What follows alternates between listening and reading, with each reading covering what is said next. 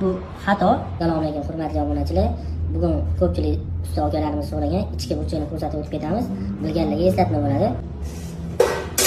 Hop, bizga hozir 90 gradus kerak. Ya'ni slifimiz tegi necha bo'lsa, o'rtadan 10 olamiz. Bizning slifimiz 10 bo'lgani uchun men 10 oldim. 90 gradus kerak bo'lgani uchun agar sizlarga 45 gradus kerak bo'lsa, shuni yarmini olasizlar, 5 o'tkazib olasizlar. Hop, 10 o'lchaganimizdan keyin bularni birlashtirib olamiz. Ko'pchilik usta akalarimiz qiladigan xatolardan bittasi, qiynaladigan joylari ham shu yerda. Bu yerda 45 gradus chiqarib olish kerak.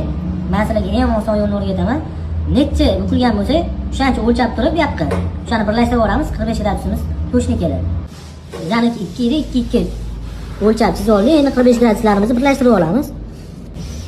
45 larni birlashtirib oldik. Endi bu yoq tarafi 90 gradus to'g'ri ketadi. Birlashtirib olamiz. Bu yoqlari ham xuddi shunaqa 45 chiqarish uchun bu necha bo'lsa, tashqariga yuradi o'sha santimetrlari.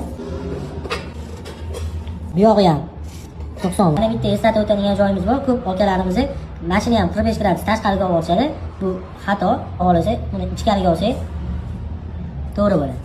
Hop, akalar mana bir-biriga ulashish uchun zamonlarni qo'shib oldik. Bir yog'iga 1,5, bir yog'iga 1 qoldirib kesib olamiz.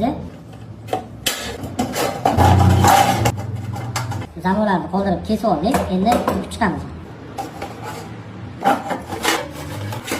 Hop, zamonlarimizni to'g'rilab oldik. Endi birlashtirib olamiz. Hop, akalar mana burchagimiz ham tayyor bo'ldi.